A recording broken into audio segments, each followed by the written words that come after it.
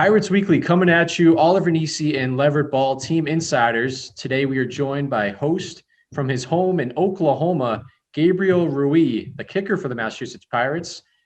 Gabriel, before I ask you how you're doing, I have some news. The Pirates Weekly is sponsored, and Leverett, I'm going to let you share that news to Gabriel. Yeah, that's right. Pirates Weekly is sponsored by Bud Light. And, obviously Bud Light's a delicious beer, but the most important thing is drinking responsibly. I'm sure Gabriel, when he was at Kansas as an underclassman, under 21, he didn't drink. He waited until he was 21. And then as an upperclassman, when he was of age, he didn't start drinking until after he finished his homework. Am I right? Yes, sir. You're correct. You know it. Well, yeah, the foundation has always been solid for Gabriel. He's a great guy. Gabriel, thanks again for coming on Pirates Weekly. And just like how we do with our other episodes, we're just going to jump right in and start with some questions for you. Sounds good. So I'm going to start out with a non-Pirates related question. In current events outside of the Massachusetts Pirates, it's the NFL. The NFL playoffs are about to start, and I'm sure you're a big football fan. I know you like other sports as well, but in your opinion, who is the best kicker in the NFL right now? It'd probably between Harrison Butker and honestly right now, man, it's just him, Justin Tucker, but he's just been having like kind of up and down. I think it's Justin Tucker. Like I said last time with you, he's so consistent. It's the same thing every single year that we're so used to it. Like Harrison Butker, like in 5 years, we're just gonna be like this. Like whatever, he's kind of like we're not even gonna like notice him because he's just doing the same thing he's been doing. Like Justin Tucker absolutely smashes the ball every single time, and it's just like he's been there for like 7 years now. So I appreciate the Justin Tucker shout out. I'm from Baltimore, so. Oh yeah, no, I love Justin Tucker. I was growing up, I was a Texas fan, so he was a kicker obviously there. His last regular season game hit the game winner against Texas A&M. Actually, their last regular season game against each other. So. Yeah, no, Justin Tucker, I've been a big fan of his for a long time. And you mentioned also Harrison Butker. I know you and Oliver, last time you guys talked, you talked a little bit about your time in rookie or in minicamp with the Kansas City Chiefs. But what was it like working with him and getting to learn from him a little bit? It's a whole different ballgame. Those guys are there for a reason. They're pros. I was glad and thankful for the opportunity that I had to go there, to showcase my talents, obviously. But like I saw in Oliver, it's a business. And obviously it's going to be one whenever we get up there to Massachusetts for me. You just don't realize it being on the outside until you're there, and it's just a whole different ballgame. But no, Harrison, it was good. I asked a lot of questions, and I never really do that. I never really was one to ask for questions. I'm very hard-headed, but just watching them is just like was left in awe, and I'm never really left in awe of a dude that's kind of like the same age as me, kind of kicking, So I was just like, hey, like, the lift or just certain things like that. But no, he's a great guy. Right. You mentioned, being in awe of someone who's your age, kind of that's how Oliver views me, it's kind of a father figure, no question. Anyway, sorry, Oliver, continue. Oh, yeah. So, I'm glad you brought up Harrison Butker, though, because I agree with you. I mean, he's on that Super Bowl winning Kansas City Chiefs team. He's young. He's got Mahomes at QB. So I agree. I think he's going to become like the next Justin Tucker. But, talking more Pirates, transitioning to the Pirates now, I talked to you back in September. You were brand new to the team, very familiar to the team, but you've had some time to, learn some of the new players that the Pirates have signed and some of the new teams. So, we still got some time, a few months before the season, but Gabriel, which matchup for the Pirates are you most looking forward to next season? It's towards the end of the season, honestly. It's in Frisco. Being from Oklahoma, a lot of people will be able to go to that one because it's closer. Maybe some in Arizona as well. I know there's a couple teams over there, but probably the one in Frisco. I had a feeling you'd say that. I think it's a second to last game. Something. It's kind of deeper in the schedule. I know that. Yeah. I can't remember exactly. But I'm excited for it. I'm excited for all of them, honestly. April 2nd, the first game. Just getting to play again. It's been a little bit for me, 2 years, but like I told you before, they'll make the moment bigger than it is. It's just another kick for me, but no, definitely the Frisco, Texas game for sure, to have people, closer, be able to come, come watch me. Yeah, and you mentioned also, you haven't played in a little while, and it's been a weird year this past year, to say the very least, and lots of sporting events, not just football, have been canceled. Right. How have you handled all of this, and also, how are you able to stay motivated in your training when you didn't know when sports would be back and when your next game would be? Oh man, that's a great question. It was tough. I'm not gonna lie to you. I'm not gonna sugarcoat it. I'm not gonna, act over, give you some cliche. It was terrible. And my agent had me set up with a couple private workouts in April. Or sorry, it was actually March, and that's when everything, started going downward. Moved to April, and then finally May, I got to go to St. Louis, and I was just crushing the ball. I was set up for a couple more private workouts after that, and then the NFL canceled all of it. The one in St. Louis, sorry, obviously there's not a team there, but it was at the time the NFL was just doing things where they would have to get certain locations because that was when COVID was still obviously rapid. Mm. So it was, I went and I killed it, and the teams were talking to my agent and wanted to set up more, but then the NFL canceled all private workouts altogether early June, I believe. So it was tough to find motivation. It really was, because like you said, you had no idea whenever that stuff, people for me, like a free agent was going to come back for an opportunity, because if you don't really have that, it's kind of hard, and it don't Right. matter, to just be like, oh, hey, like, you remember him, like, that was a year and a half ago. Like, that's kind of over with, it's kind of time to make yourself a name for yourself again. Like for me personally, because yeah, they know what happened, 2 years ago, it's 2021 now, but almost like 2.5 years ago, that's over with. You got to, Mhm. at the bottom, you got to get back to the top. Yeah, and you mentioned also, specifically a challenge with workouts.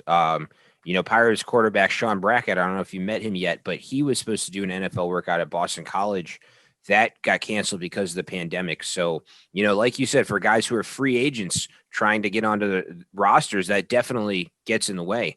Yeah, Maybe it's not as tough for guys who already have guaranteed contracts, but like you said, if you're trying to get on a roster, it's definitely a challenge. But it's awesome, like we talked about, that you're able to get back on the field and get some tape that you can send to NFL teams. correct. What's your pregame meal? I don't eat till after the game The entire day? all day. And, Wow. being at Kansas, we played a lot of 11 a.m. games. We weren't but first game of the year was always at 6 or 7. We'd always have a later game during some part of the season, even 2:30 games. I don't eat until after the game. I'm not out there running around. I'm not burning like what they're burning. They're not. I don't really. I don't know. I've always been like that. And people are like, "Oh, are you nervous?" I'm like, "No, I'm not nervous. I don't like to eat." Not even a protein bar, or No, not even our sponsor Bud Light. You don't even have a couple sips of you said eat. You didn't say drink. True. Good point. Although that might affect your accuracy. That's more of an after the game type of thing. No, I mean, I'll drink like obviously, okay, so like, let's say a regular KU game, 11 a.m. Mm-hmm. I wake up whatever. I always wake up super early. So like say 6, 5:30, whatever. I'll get ready, take a shower, do everything that I do. Then I'll go downstairs and we'll have like, juices, and I'll drink whatever I'm feeling that day, then orange juice or an apple juice, and drink a water, and that's it. But like I said, that's an 11 a.m. So, the game ends at 2, say. Mm-hmm. So, I don't know. I've never really, ever since like high school, and high school games start like at 7:30. I know also when you and Oliver talked, you talked a little bit about your background, but you're obviously rocking the Kansas hoodie. Yep. And you actually had a really successful career at Kansas. I know you started out at the junior college level before they signed you. But you were actually number 1 in KU history for career field goal percentage. How much does that mean to you, and what was your experience like at Kansas? What it means to me. So if this tells you anything, I didn't even know about it until about 2-3 hours after the game. One of my teammates, actually one of my roommates, a punter on the team and kicker, he was keeping up with it, and then he never even told me. After the game, we're sitting there. It was. And I was emotional that day. So I was like, kind of, everybody that knows me just knows not to talk to me whenever. I don't know. It was just weird. It was a weird day for me. And we were just sitting there, and he was like, "Hey man, I just want to let you know that you set a record today." And that day I hit like a 45-yard field goal and kicked it onside that we recovered. And Wow. okay, so I was like, was like, what record? I was like, I kicked like nothing. And he was like, you're like KU's like all time like field goal percentage like leader. And I was like, what in the world? And he's like, yeah, man, I've been keeping up with it like all year and stuff. And I was just like, I kind of got into it, and it meant a lot to me. Because wherever I do, and I told Oliver this, whatever I do, I don't care what it is, I'm very competitive. So I strive to be the best I do. And obviously, you know, that being probably the biggest achievement I feel like you can get, you know, other than people's opinion on who's the best. But that's obviously, you know, people's opinions. And that right there is just, it's written. You can't really change it, you know, until someone comes and beats it. So it meant a lot to me. It really did. My experience at KU, though, was always get the question, do you regret going there? Because, you know, your guys' record, you guys weren't as good. No, I don't. I never regret it. It was an experience of a lifetime. I met people that, you know, I have friends for life. They gave me an opportunity that a lot of people weren't giving me at the time whenever I was trying to leave my junior college. There was schools, but I didn't want to go there. TCU was one. But, like, you know, Oliver knows the story that the punter at my JUCO became really close roommates. We wanted to go play Division or Power 5, you know, together. And that was the only school that called us. We had already left for Christmas break, and then they called me, and then they asked me if I could punt. I said, no, I know a guy. They talked to him. We went on a visit, and we already knew we were going to commit. We didn't care what it looked like. We just knew it was Power 5, and we also knew the year before they went 0-12. But at the same time, it wasn't about that. It was about playing together and playing at the highest level possible. So it was, you know, like a dream that we had, you know, talked about together, playing together, doing all this stuff, and we did it. So my time at Kansas was, if I had to sum it up, it just amazing. That's awesome. Well, and you mentioned also, you know, it means a lot to you to be their all-time leader. So clearly you don't want any of their new kickers to break any of your records. So, you know, when a new kid commits to Kansas to kick, do you like slide into their DMs and say, hey, you suck, and try and throw them off their game a little bit? No, I've never done that. But, you know, I feel like if I start getting older, I might do that, you know. But right. The guy right after me was a kid that came in my second year at KU, and he's actually from Oklahoma too. And I'm really close with him. We just became really good friends. And I even told him, I was like, man, if anybody for some odd reason, you know, beats it, I hope it's you. But no, it'll get beaten.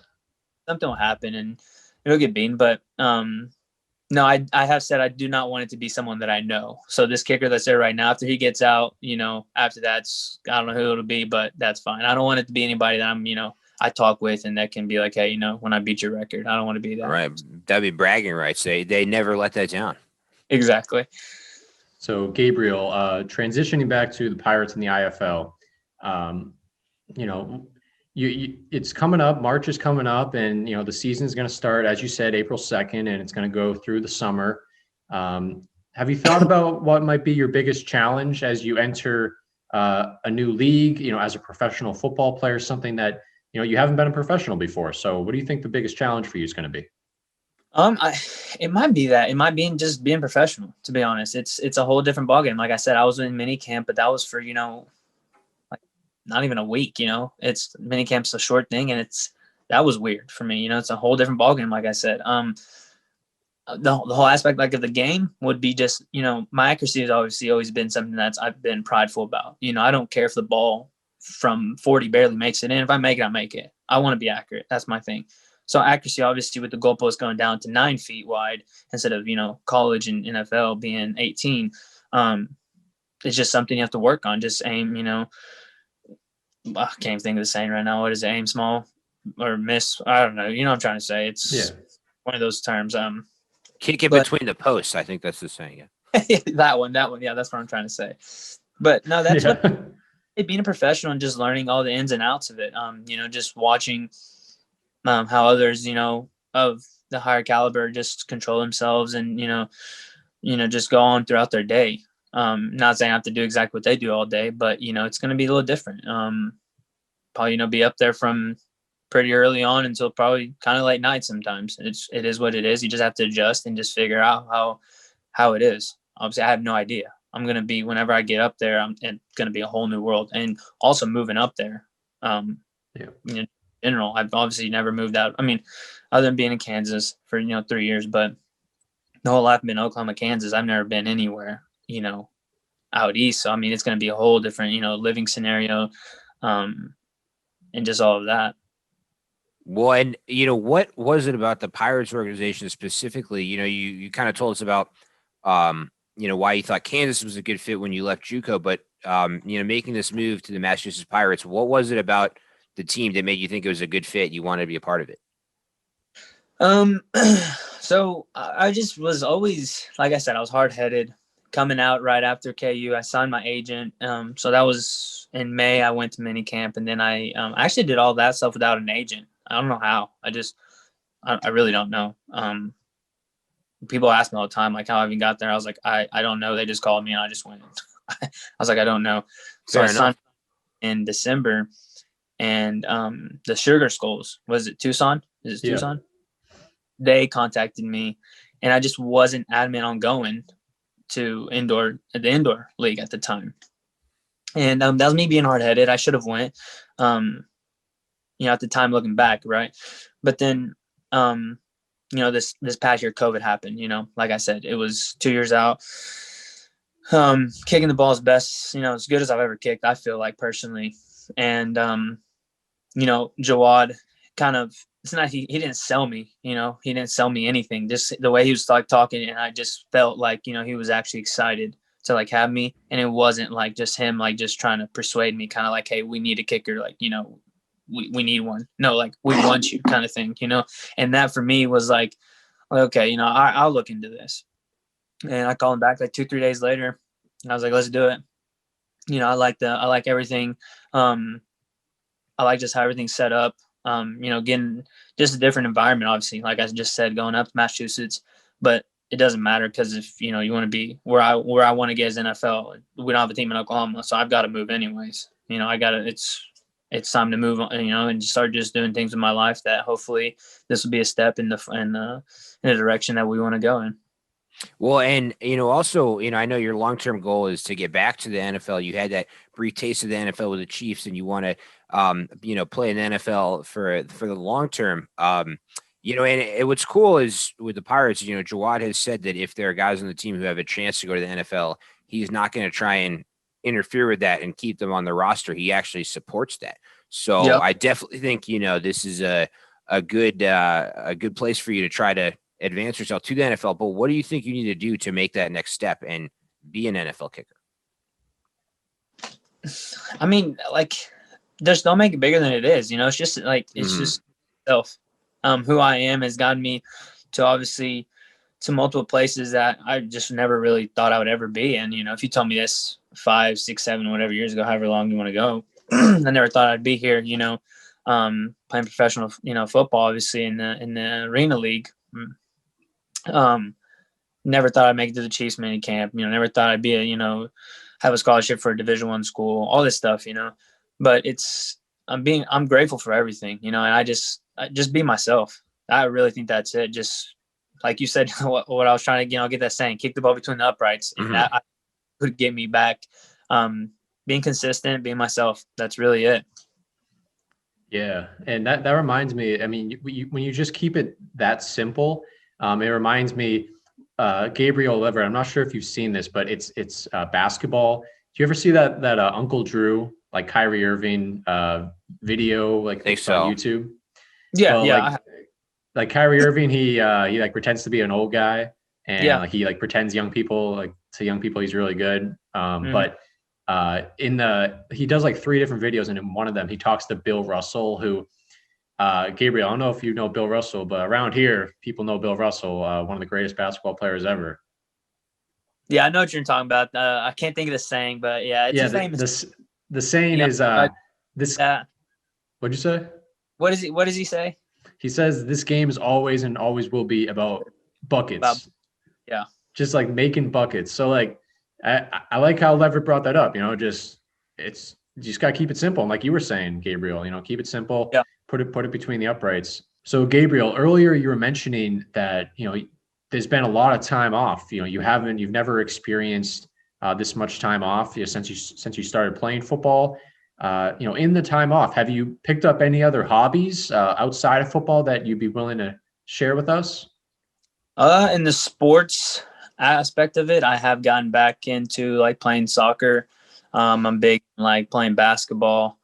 Also outside of it, I like to play FIFA a lot. So I got a lot. I have like Twitch and all that stuff set up. Oh, wow. I do a lot of that stuff. Yeah, I got like a PS4. Right? I don't know how much this costs, but only one game on there, and it being FIFA, the new one. So, and I plan on getting the new one, PS5, and just having one game on there. I know it's kind of ridiculous, but no, man. Back into soccer, I played. I kind of like started easing off though once I had got back into like signed with the Pirates because I don't want to like get hurt playing some pickup or whatever it is, some little league that I was playing in. I don't want to I'm not chancing it like that. Basketball, I love like running, but I'd rather it be doing something fun other than just like running around. So like playing basketball is like my cardio. I use that as cardio on Sundays a lot. But yeah, that's really it. I've been just saying, just working and just like I said, being myself. There's not much to me. I'm simple, watching a lot of sports. That's just kind of given though. Just what I do. Well, and you mentioned also soccer. I was curious about what your background is because, we talked off the air a little bit how, some kickers played other football positions. Some of them played soccer. What's your background? Did you start out playing soccer, and when did you first get into football? Yep, it was 100% soccer. That's the reason that I can even have like anything like was why I even got pretty much made to like be the kicker at my high school. So growing up, my family's from Argentina. Kind of just, you had to play soccer almost. It's just kind of how it is. So that was just, my grandpa would always play with me and stuff and just in the front yard and just like teach me just things, whatever. So I played like a little bit when I was younger and I hated it. I played like 1 year and then like, I think I quit like halfway through the season. And I say that I'm pretty sure my mom probably made me finish the season, but it was short lived, obviously. Got done with that, played football, basketball, baseball, soccer, all growing up. Got the junior high, friends were telling me to play. I was like, no, I don't want to play.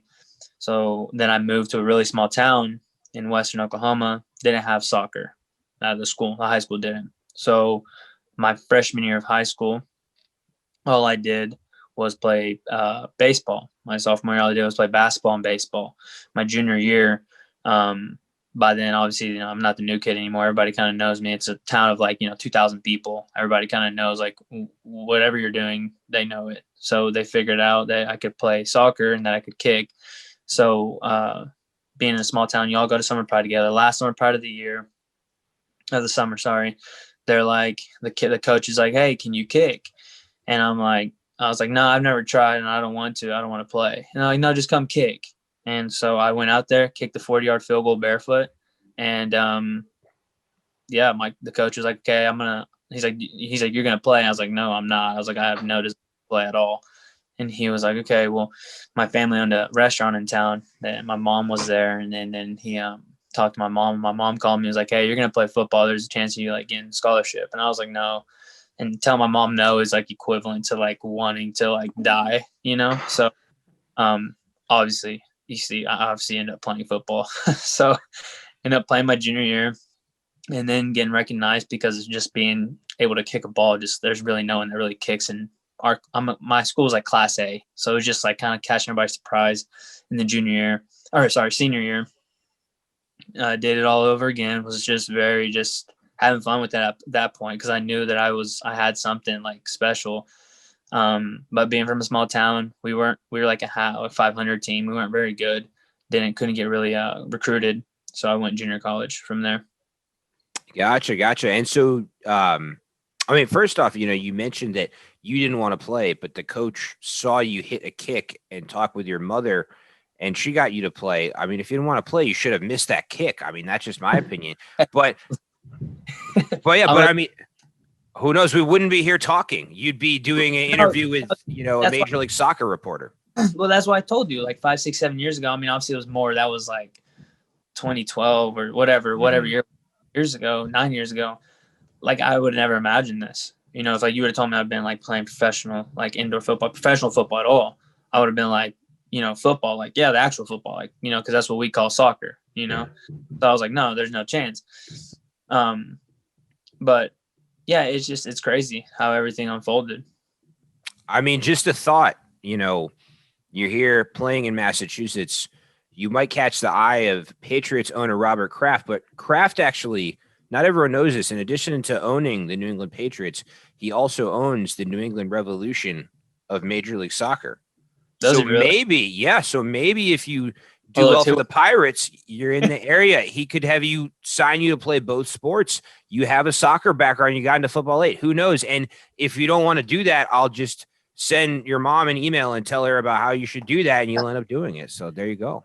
And Gabriel, there's always the esports route too. Because I mean, if you're playing FIFA all the time, if you're dedicated to it, you know, I say that, and I've been like kind of busy these last couple weeks, and so I haven't really been like streaming.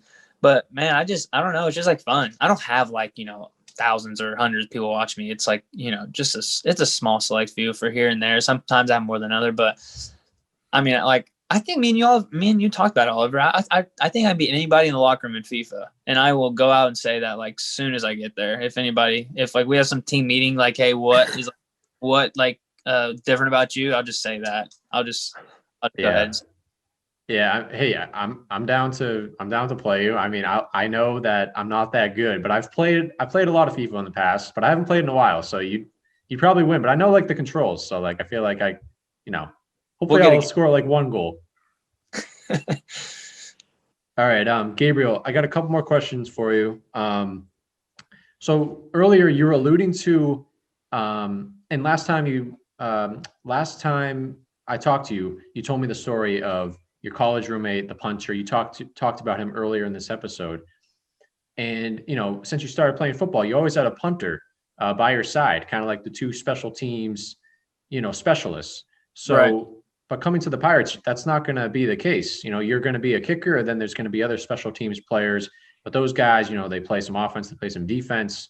What do you think it's going to be like, you know, being the one kicker without a punter?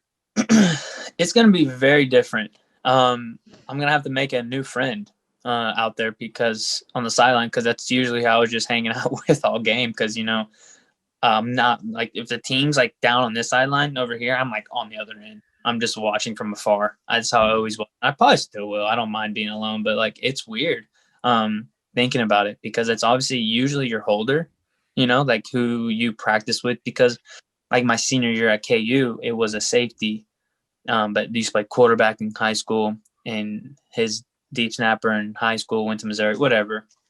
But it's gonna be weird because like that's stuff, you know, that I can't expect, you know, whoever the holder is, say it's a quarterback, I don't know who it is. Those guys have other things to worry about, you know. So they have obviously a quarterback. He's probably one of the biggest positions in all of sports put together. So he has a lot to worry about. So, you know, holding a football is probably his last thing to worry about. Not gonna like be offended by it, but it's gonna be weird. It is gonna be weird. 100%. I have a punter because fourth down, almost pretty much anywhere on the field, I'm probably gonna get sent out to kick a field goal. I mean, the deepest field goal, well, it would be I think like 60 yards, maybe the deepest field goal I can have, and that's like back. So no, not even back then. It's like probably like 56, 57, I think, maybe somewhere around there. Yeah, so it's gonna be weird for sure. Like fourth down, like being in our own, like on our own, like almost goal line, and they're like field goal, and I'm like, oh, like hold on, like it's not, we're not punting, it's me out there now. Definitely. Well, and I just had one final question about kicking specifically. You know, Oliver asked you kind of like what you've been up to this offseason, but specifically when it comes to your training, you know, I think a lot of people are curious as to what type of training kickers do in the offseason because, you know, for a kicker, you don't necessarily want to train the way a lineman does and just bench and squat every day. You know, you need to have such a specific skill set. So what between, you know, the kicking specific stuff you do, actually getting out on the field and kicking the ball, and then also like your running and lifting and different stuff, what is your training program like? So I'll start with like running and lifting. I run every day, Monday through Friday, 2 miles. And then obviously Sundays, I don't know exactly what I run during my like, you know, when I play basketball. Monday through Friday is 2 miles. And then lifting is really like, I don't max out. I don't do anything. Like if I do anything, it'll be like a leg lift, you know, like a day that I do legs, obviously. Obviously do squat for like, you know, hip mobility and all that kind of stuff. I'll do, you know, like 225, like 10 times, 315, like 5, just stuff like that. And I don't really try to get my legs really, really bulky though, because what happened when I did that at KU, I tore both hamstrings. Oof. I was so stiff, and I was just like I wasn't like massive, you know, but I was just like, my body wasn't used to it because I was still kicking a lot. I was still really being active, but it was just my legs were just tightened up, and I didn't even realize it. One day running, tore my left one. 2-3 months later, tore my right one. So after it, just more like staying on like the tone side for my legs, just keeping them like strong, you know, where I know, you know, and I work a lot of like leg swings. So like, just like, I'll just be standing up anywhere, just holding on something, just swinging my leg just for like ability and stuff. A lot of core, like strength is key for me, because I'm not like a tall guy where I can just like swing my leg and just hope for that to give me like, you know, crazy power. I have to, you know, my whole body goes into it. So being tight in the core area really helps me out. I don't really do a lot of, I mean, I do like arms here and there, but like, I'm not a real big upper body guy. I just never have been. I just worry about what's actually going to make me, you know, money, which is my legs. And like I said, my core, obviously, into kicking. Other than that, like kicking. So this is probably not like probably a good thing to say, but just trust me. Whenever like, in the season, you guys understand. I've kicked one time in the past 2 months. I don't kick a lot. It's weird. I do a lot of like visual stuff. I do a lot of leg swings. I just don't kick a ball. For me, I've had a lot of, Oliver knows this. I don't know if Leverett, if you've ever seen anything, but I don't know if it's anywhere on the internet. Probably isn't. But I tore my groin. So I just try. I'm at an age, and I'm older now, where I'm not that young like kid coming in somewhere. I coming in, but I'm not like the young, like, you know, pup, like, oh, I have to show off and all that stuff. I know, you know, I can not kick for like a month or two, and then my first kicking session, I'll go like 30 for 30. And I'm like just fine, you know. I do a lot of just accuracy stuff though, and it's weird. Like I just like I went out to field one time. Oliver, you remember I told you it was like a Friday or something I went, but other than that, I just don't. Starting here like next month, like in a couple of weeks, obviously, I'll start kicking, and it'll be about 20 balls, you know, 2-3 times a week. And then, you know, mid-February, because I won't come up there about March 14th, March 15th, I'll be kicking 3 times a week and be like 30 balls. But I mean, it's kind of, I don't know what you guys like to do in life. You know, I don't know what you guys do outside of this, you know, but like there's stuff in life where you just know what you're doing. Like you don't need, like me kicking is like as simple as like, you know, brushing your teeth. I know what I'm doing. So I can't like make it like I've told Oliver's heard this probably like 1,000 times now since he's talked to me 3 times or 4 times. You know, don't make it bigger than it is. It's the same thing all the time. Tying your shoes. I don't know if you guys tie your shoes. I don't know if you guys wear your shoes, but if you tie your shoes, everyone does. You know what I'm saying? You know what you're doing.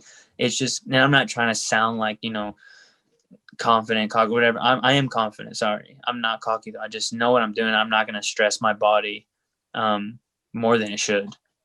Well, you know, it's interesting though. So I used to play college baseball, and they would tell me don't throw too often in the off season because you'll blow out your arm.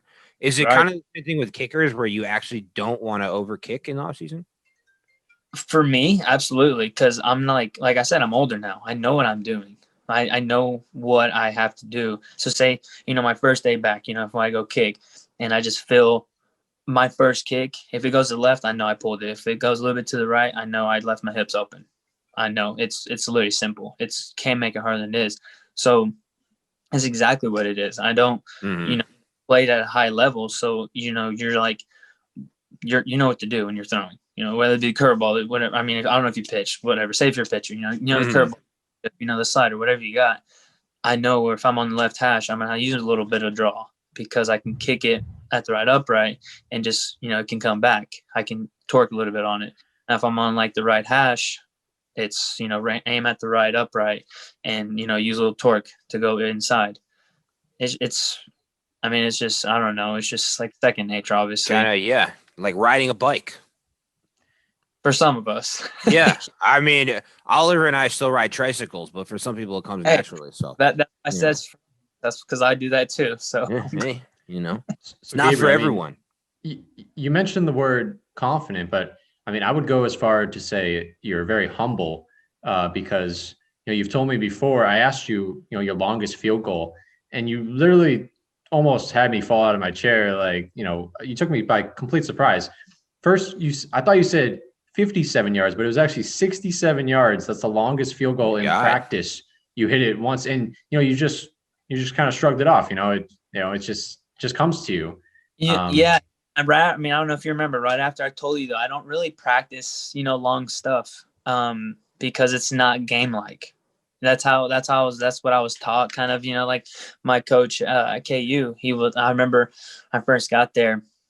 In my first practice, I was like kicking like 60 plus. And he's like, Rui, how many field goals do you think you're going to kick in your career at KU 60 plus? I was like, I don't know. It'd be cool to kick, like 1 or 2. He's like, you're going to kick 0. And I was like, okay. I was like, fair. I was like, okay. So, and it kind of like from there, like I was telling Leverett, growing up, like I've realized like those 60s aren't like a real, they are things. Those are going to be kicked, but like it's very rare. It's not like, middle of the game, second quarter, they're like, oh, hey, go ahead, like kick a 63-yard field goal. It's probably like into the half, into the game, like kind of situation, whatever. So I like to stay within like 55 and in and just like kick there. But yeah, I mean, the 67 was, it was just one of those days at practice. I was feeling good. Well, it's football. It's not dude perfect. I don't know if you've seen that. Sure, they had Johnny Manziel throwing footballs in trash cans. Yeah, I know dude perfect. Yeah. Yeah, those guys are crazy. Gabriel Rui joining Leverett Ball and myself, Oliver Nissi, on Pirates Weekly. Gabriel, I have one more question for you, and then I want to wrap up this version of Pirates Weekly. It's totally non-football related, and for those who don't know, you can't see Gabriel's arms. He's got 17 tattoos. He's got arm sleeves. So my question for you, Gabriel, is not about tattoos, but the fact that you have so many tattoos. Do you ever envision yourself doing something crazy like that in the future? Kind of like, I'm sure you didn't really expect one day that you're going to have all these tattoos. So I think actually since we've talked last, I have my whole left leg tattooed all around from up top all the way down to my ankle. So there's 3 limbs now on my body that are full of tattoos. But no, I didn't. I've always had like a love for like tattoos. I didn't get my first one till I think I was 20. And it was like this, it's peace and love right here. It's paz y amor. It's in Spanish. It's just peace and love. That was my first one. And then over here, the second one, you can kind of see it. Well, it's right. Oh, I can't. It's like a cross right here, and it has my my grandparents' birthday, my mom and my sister. And then over here, I got like the sun for the Argentina flag, right? Those are the first 3. I had those for a little bit. And then I was one of those people that I was like, I'm never going to sleeve. No. And here I am with 3 technically on my whole body. I was always like, I'm just going to, do like a peace thing, kind of whatever. Yeah. And then, long story short, I have 3 sleeves now, but I didn't picture it happening at all. Not like one bit. But do you envision yourself? I guess I didn't like explain myself clearly. Do you envision yourself doing something crazy in your life? Kind of like, I personally think it's pretty like crazy because like I don't have any tattoos. I mean, that's not saying I might not get any someday, but I mean, do you envision yourself doing something like that? I don't know, like skydiving. I don't know. That's like the first thing. Skydiving, probably not. I always see cool videos, right? You see always like these super cool videos, but I'm just like, no, I'm good. I'll just watch the videos and just like, something crazy. Like, obviously I'm really big into soccer. I want to go to like Europe I want to watch a game over there. Obviously, whenever the fans are let back in, I feel like that would be my thing. But I mean, like, no, like I said, I'm real simple. Skydiving's 100% out of the question. Not a chance. I don't know about Leverett down there, but I'm not. Maybe I'll think about it. You know what though? Oliver mentions your tattoos. I think your theme song they should play when you go out to kick during Pirates games should be "Ink My Whole Body" by Wiz Khalifa. I think it'd be perfect. Just a thought. Hey, you can take all the credit if you go with that song. You don't have to tell anyone it was my idea. You can be like, I'm just really into hip hop. Well, we'll give it a listen and see what they think about it. We'll do that, and yeah, go ahead. Oh, I was gonna say also. So neither Oliver nor I have tattoos. I actually, true story, thought about getting one once, to honor a friend who had passed away, and then his family ended up giving out bracelets with his name on it. So that was kind of our way of honoring him. But yeah, that was the one time I thought about getting one. But if you were going to give us tattoo advice, both Oliver and I, what type of tattoo should we get? What should you get? So I'm thinking for you. Mm-hmm. Okay, I'm starting with you. Who is it? We're sponsored by Bud Light now. Yes. I think like a sweet like Bud Light like logo right on like your forearm right here. Yes, they would pay us more for these episodes if I showed up with a Bud Light tattoo. Like just like right here. I could be like sponsored by Bud Light. Oh yeah, like just like the beginning every time it's just a thing you just flex and it's like just Bud Light right there. For Oliver, man, I don't know. Oliver, I don't really are you like nature? Do you like nature a lot? Well, I told myself if I ever did get one, I'd probably get like a mountaintop, because I've always been more of like a mountain compared to like the beach. I've always like preferred like hiking like the mountains, or like going skiing, snowboarding. I know you're like not gonna believe me, but I was literally gonna tell you should get like a mountain. Like if you were nature, like on like your ankle, like up, like I don't know how to explain it right now, but I'll have to show you sometime. Like just like your skin will still be the mountains, and then like the right above it, just like kind of like shaded out, and it'd be like the shape of mountains all around you. But these are some great ideas. Yeah. Next time you come on this show, we might be like, yo, check out our ink. Like, I was just kidding, guys. Yeah, my friend, he's got like a tattoo like on his like pec of like a sun or something like that. It's got like his dad's initials. So I was kind of I was gonna like steal his idea, like get like a mountain, like yeah. But I'm far away from that. I'm not anywhere close to that. Final comment on tattoos: the most interesting tattoo I've ever seen. Brock Lesnar, the UFC fighter. He has a tattoo. You may have seen it before. He has a sword, and the blade is pointed towards his throat to show that he's overcome the odds. And I guess he's nearly died a couple times. Yeah, I don't think that's a good fit for Oliver. I don't think anyone would take us seriously if we got that, but it's pretty cool though on him. I don't know if I can see the view with that. I like just imagine like and just sword like right here at his neck. Yeah, thanks for the encouragement, but you're right though. I mean, we'd probably get laughed at if we had a sword tattoo pointed towards our throat. I don't know. I was watching. Speaking of Bud Light, and I want to wrap up the episode right after this. I was watching. Have you guys seen Paul Blart Mall Cop? Yes. Oh, absolutely. So I was watching that the other night, and he like, he goes crazy. Like one night, he's drinking. He has like a nacho eating contest with his friend. Oh yeah. And then like he's like, he kind of gets all sad, and his daughter like sees a tattoo like it's like a tramp stamp, right above his butt. And it's like I can't believe I forget. I literally just watched this the other night. It's like a dragon, or it kind of looks like a slug, and he's like, oh, I don't drink, but like if I can, if Leverett or I, like, ever after these episodes, if we ever went home and had some Bud Light, you never know what could happen. But that's why you drink responsibly, because you don't want to end up with a tramp stamp. Well, you said at the beginning. Absolutely. Actually, if you want to be a professional kicker, you have to drink responsibly. If you don't drink responsibly, you end up on the media team. No one wants that. I think it was the Loch Ness Monster or something like that. It was the Loch Ness Monster. Yeah.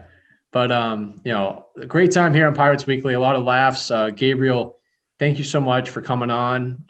Keep kicking. You said next month in February, you're going to start to ramp up the kicking, and then mid-March we'll see you in Worcester, the home of the Massachusetts Pirates. Again, thanks for coming on this Zoom episode of Pirates Weekly. Oliver Nissi, Leverett Ball. That's all, folks. We'll see you next week.